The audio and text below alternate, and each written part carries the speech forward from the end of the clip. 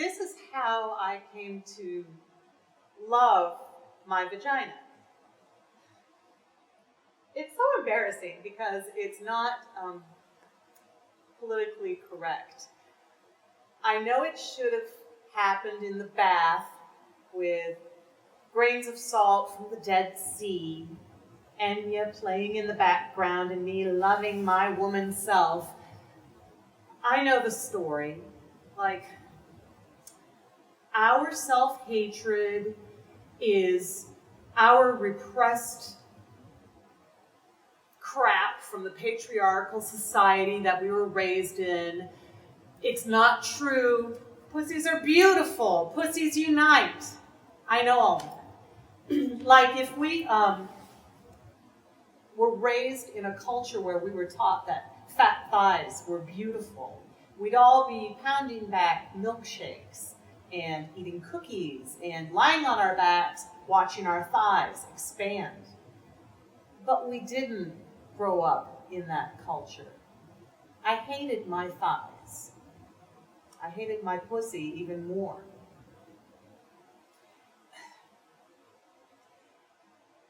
I was one of those women who, from the moment she looked at it, wished she hadn't. I thought it was incredibly ugly. I pitied anyone who had to go down there. In order to survive, I pretended that I had something else between my legs. Furniture. No, really. A cozy futon with a light cotton comforter, velvet settees, a leopard rug, or pretty things, a silk handkerchief, quilted pot holders, or a place setting. Sometimes miniature landscapes like a crystal mountain lake or a moisty Irish bog. I became so accustomed to this that I forgot I ever had a vagina. When I slept with a man, I would just picture him inside a mink-lined muffler or a red rose or a Chinese bowl. Then I met Bob. Bob was the most ordinary man I'd ever met. He was tall, thin, nondescript. He wore khaki clothes. He didn't like spicy food or listen to Prodigy. He didn't care for sexy lingerie. In the summer, he stayed in the shade. He didn't have any issues or hang-ups. He wasn't unavailable or mean. He wasn't particularly funny or articulate or mysterious. He didn't like to drive fast. I didn't particularly like Bob. I would have missed him altogether if it hadn't been for the fact that he picked up my change when I dropped it on the floor at the deli.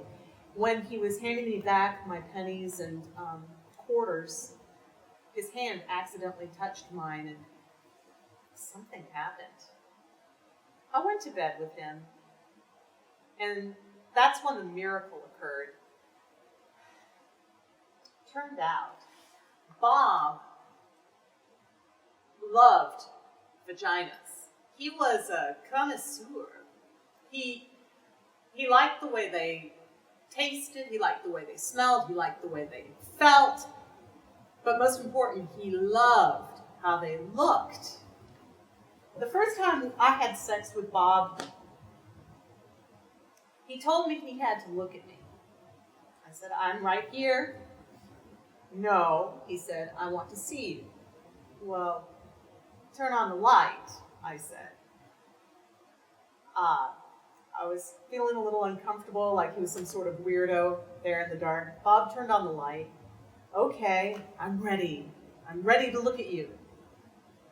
I'm right here. I waved. No, he said, I need to look at you.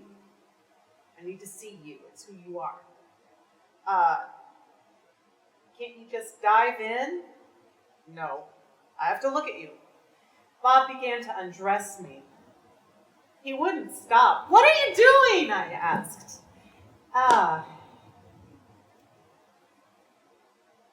I was so uncomfortable.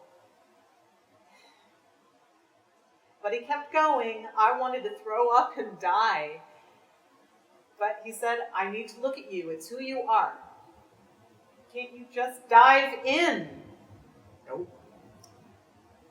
So I held my breath. He looked and looked. He gasped and smiled and stared and groaned.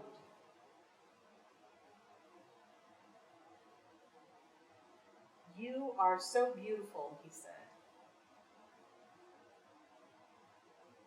You're beautiful, you're elegant, you're deep, innocent, wild. You saw all that there? I said. All that and more, much more, he said. He began to get all breathy.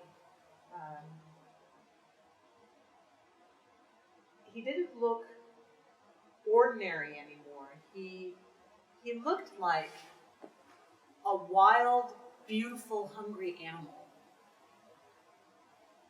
In the light, I watched him looking at me, and I could see he honestly was excited and euphoric. And watching him, I began to get wet and excited. I began to see myself the way he saw me. I began to feel beautiful, like a beautiful picture, a great picture, or a waterfall. He stared and stared. I began to feel proud. I began to swell. Bob wasn't grossed out. He wasn't afraid. I began to feel proud. I began to feel beautiful. I began to love my vagina. Bob lost himself there, and I was with him. And we were together there in my vagina, and then we were gone.